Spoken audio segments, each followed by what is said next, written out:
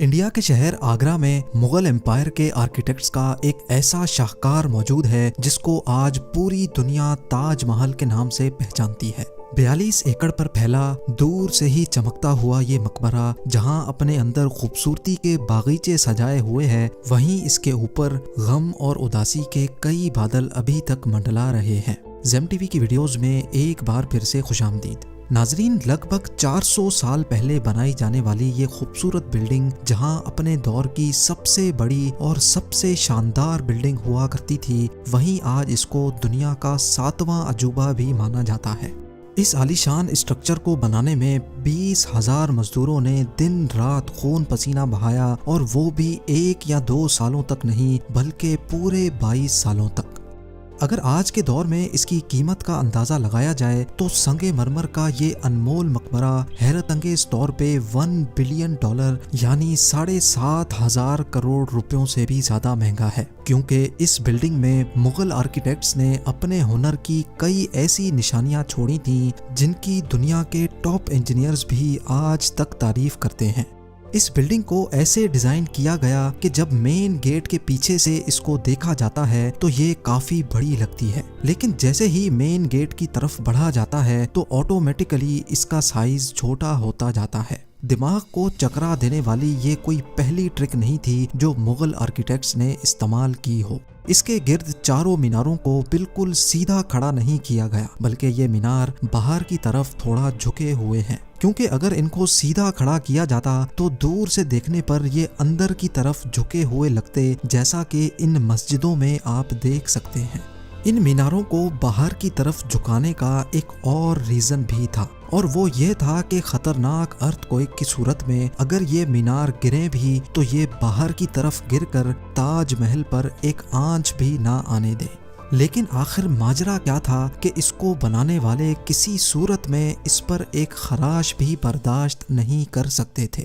تاج محل کے وہ کون سے راز تھے جن کو 400 سال پہلے چھپانے کی کوشش کی گئی تھی، اور جب اس دور میں کنکریٹ یا اسٹیل ہی نہیں ہوا کرتا تھا تو آخر اس عالیشان مقبرے اور اس پر موجود 40 میٹر اونچے ڈوم کو کیسے بنایا گیا؟ یہ سب اور اس سے بھی زیادہ آپ جان سکیں گے آج کی اس اسپیشل ویڈیو میں۔ ناظرین، یہ معاملہ اسٹارٹ ہوا تھا سن 1607 میں، جب انڈیا اور پاکستان کے اس خطے میں مغل امپائر کا ہولڈ ہوا کرتا تھا۔ اس دن مغل شہنشاہ کا سب سے چھوٹا بیٹا شہاب الدین محمد خرم 15 سال کا ہو چکا تھا، اور اسی کی سیلیبریشن کے لیے آگرہ فورٹ میں ایک عالی شان پارٹی رکھی گئی تھی۔ خرم مغل شہنشاہ کو سب سے زیادہ عزیز تھا، اسی وجہ سے اس کے ہر جنم دن پر اس کو ہیرے جواہرات اور سونے سے تولا جاتا تھا، یعنی جتنا وزن شہزادے خرم کا ہوتا تھا اتنا ہی خزانہ اس کے نام کر دیا جاتا تھا۔ لیکن اس جنم دن پر کچھ اور بھی خاص ہونے والا تھا۔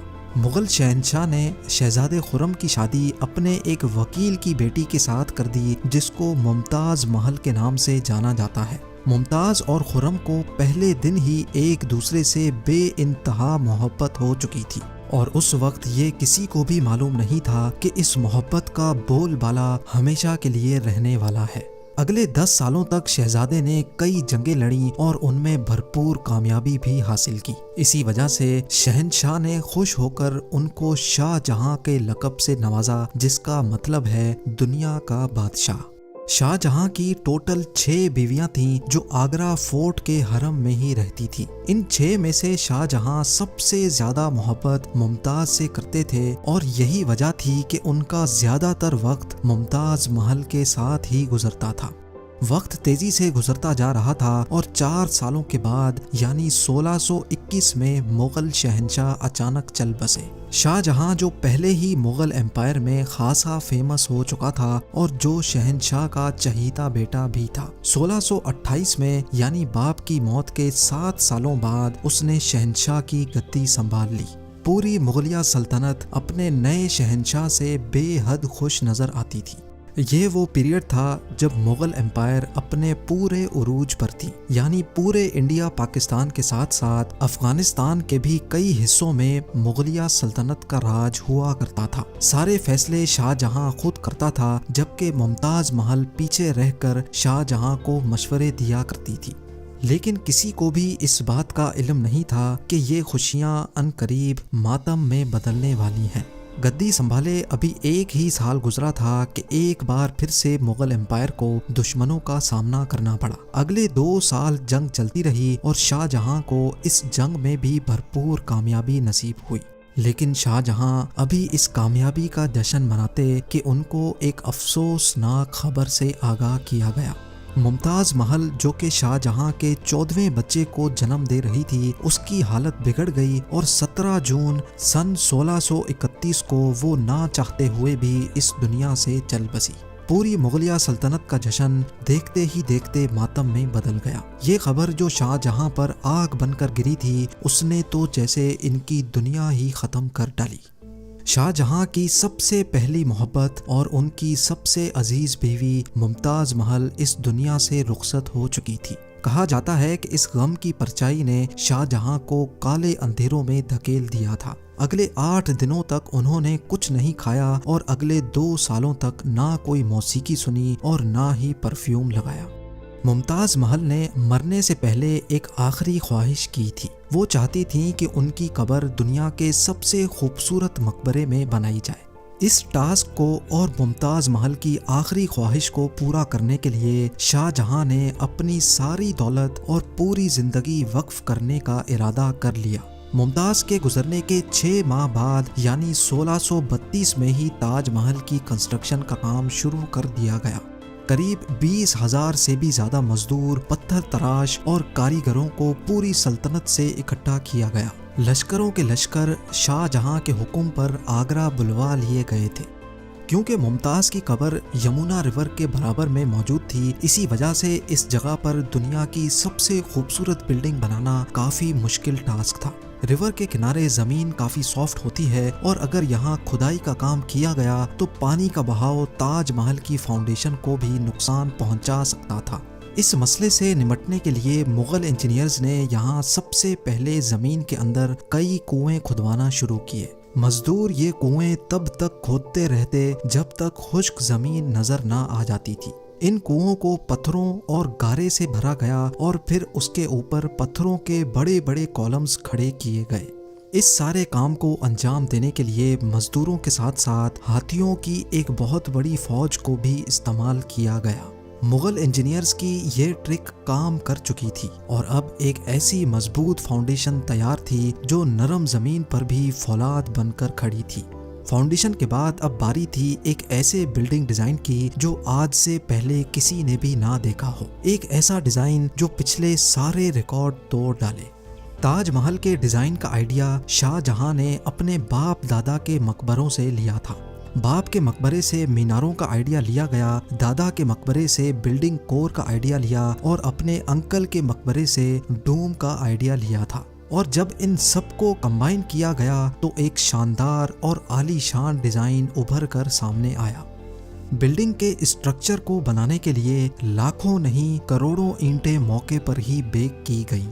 یہ سب اتنا آسان نہیں تھا اور اس میں لا تعداد پیسے بھی بہائے جا رہے تھے۔ ہر گزرتے دن شاہی خزانہ تیزی سے خالی ہوتا جا رہا تھا، لیکن شاہ جہاں کو کسی چیز کی پرواہ نہیں تھی، بس ان کو یہ کام ہر قیمت پر کمپلیٹ کرنا تھا۔ کہا جاتا ہے کہ تاج محل کی کنسٹرکشن میں اتنے زیادہ لوگ لگائے گئے تھے کہ ان کی وجہ سے آس پاس کے علاقوں میں کھانا پینا ختم ہو گیا تھا۔ 20,000 مزدوروں اور کاریگروں کی ڈیمانڈ پوری کرنے کے لیے شاہ جہاں نے آس پاس کے تمام علاقوں سے اناج آگرہ منگا لیا تھا۔ کئی سالوں کی محنت کے بعد بلڈنگ کا اسٹرکچر کمپلیٹ ہو چکا تھا اور اب باری تھی اس کو سنگ مرمر سے سجانے کی۔ یہ سنگ مرمر آگرہ سے 400 کلومیٹر دور راجستھان سے منگایا جانا تھا، کیونکہ یہاں کا مکرانہ ماربل آج تک دنیا کا فائنسٹ ماربل مانا جاتا ہے۔ شاہ جہاں نے تاج محل کے لیے پورا مکرانہ ماربل ریزرو کر لیا تھا، یعنی جب تک تاج محل کی ڈیمانڈ پوری نہیں ہو پائے گی تب تک کسی کو بھی یہ ماربل خریدنے کی اجازت نہیں تھی۔ 1000 ہاتھیوں کی مدد سے ہزاروں ٹن وزنی ماربل راجستھان سے آگرہ منگایا گیا۔ تاج محل کا یہ خوبصورت ڈوم اتنا بڑا ہے کہ اس کا اندازہ صرف آنکھوں سے دیکھ کر ہی لگایا جا سکتا ہے۔ آج کل اس طرح کے ڈوم بڑی آسانی سے اسٹیل اسٹرکچر پر بنائے جا سکتے ہیں، لیکن 400 سال پہلے 40 میٹر اونچے ڈوم کو بنانے میں ان کے پاس صرف پتھروں کا ہی سہارا تھا۔ اس ڈوم کو بنانے میں مغل انجینئرز نے جو اسٹریس کیلکولیشن کی تھی اس کی آج کے انجینئرز بھی بہت تعریف کرتے ہیں۔ تاج محل کی فنیشنگ کے لیے اس کو پیٹرا ڈورا یا پرچن کاری سے ڈیکوریٹ کیا جانا تھا۔ پیٹرا ڈورا ایک ایسی کلاکاری کو کہا جاتا ہے جس میں قیمتی پتھر کو ماربل کے اندر تراش کر لگایا جاتا ہے۔ ماربل کو بڑی مہارت اور باریکی سے قیمتی پتھر کی شیپ کے حساب سے تراشا جاتا ہے اور پھر اس میں پتھر کو گلو کے ذریعے چپکایا جاتا ہے۔ تاج محل پر استعمال ہونے والی گلو کوئی عام گلو نہیں تھی۔ کافی ریسرچ اور لیبارٹری ٹیسٹ کے بعد معلوم پڑا کہ یہ گلو شیرہ، لیمن جوس اور سنگ مرمر پاؤڈر کو ملا کر بنائی جاتی تھی۔ وہی سیم گلو آج بھی تاج محل کی رینوویشن کے لیے استعمال کی جاتی ہے۔ تاج محل کی خاص باتوں میں ایک بات یہ بھی ہے کہ یہ دن میں 4 مرتبہ اپنے رنگ بدلتا ہے۔ سورج نکلنے سے پہلے یہ بالکل بلیک شیڈ دیتا ہے، سورج نکلنے کے بعد یہ لائٹ یلو اور پنک شیڈ دیتا ہے، جبکہ دوپہر کے وقت تاج محل کی خوبصورتی کا نیا رخ دیکھنے کو ملتا ہے، نیلے آسمان پر جیسے موتی چمک رہا ہو، اور سن سیٹ کے وقت یہ پوری بلڈنگ گولڈن کلر کی دکھائی دیتی ہے۔ پورے 22 سالوں کے بعد سن 1654 میں تاج محل کی کنسٹرکشن کا کام مکمل کر لیا گیا۔ شاہ جہاں اپنی بیگم کی یاد میں دنیا کا سب سے خوبصورت مقبرہ بنانے میں کامیاب ہو چکا تھا۔ شاہ جہاں نے اس عالی شان عمارت کا نام اپنی پسندیدہ بیوی کی یاد میں ہی رکھا۔ ممتاز محل سے اس کا نام تاج محل رکھ دیا گیا۔ ہر سال شاہ جہاں ممتاز کی برسی پر یمونا ریور کے ذریعے تاج محل پر جایا کرتے تھے۔ یہ تاج محل کی ایسی انٹرنس تھی جس کو صرف شاہی خاندان کے لیے ہی بنایا گیا تھا۔ اس انٹرنس کی دیواروں پر دلکش نقاشی کا کام کیا گیا تھا جو شاید صرف شاہی آنکھوں کے دیکھنے کے لیے ہی کیا گیا تھا۔ شاہ جہاں کا یہ مہنگا ترین پروجیکٹ کمپلیٹ تو ہو چکا تھا، لیکن اس نے مغلیہ سلطنت کو تباہی کے کنارے پر لا کھڑا کیا۔ 4 سالوں کے بعد یعنی 1658 میں شاہ جہاں اور ممتاز کے اپنے ہی بیٹے نے شاہی تخت الٹ دیا اور خود مغل امپائر کا شہنشاہ بن گیا۔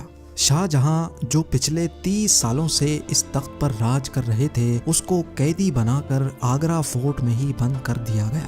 صرف ایک فیسلٹی ایسی تھی جو شاہ جہاں کو دی گئی، اور وہ یہ تھی کہ جس کمرے میں اس کو بند کیا گیا تھا اس کی کھڑکی سے وہ تاج محل کو دیکھ سکتے تھے۔ 8 سال قید میں رہنے کے بعد 74 ایئرز کی ایج میں شاہ جہاں بھی اس دنیا کو الوداع کر گئے۔ شاہ جہاں کا اب ممتاز سے دوبارہ ملنے کا وقت آ چکا تھا اور ان کو تاج محل میں ہی دفن کر دیا گیا۔ امید ہے زیم ٹی وی کی یہ ویڈیو بھی آپ لوگ بھرپور لائک اور شیئر کریں گے۔ آپ لوگوں کے پیار بھرے کامنٹس کا بے حد شکریہ۔ ملتے ہیں اگلی شاندار ویڈیو میں۔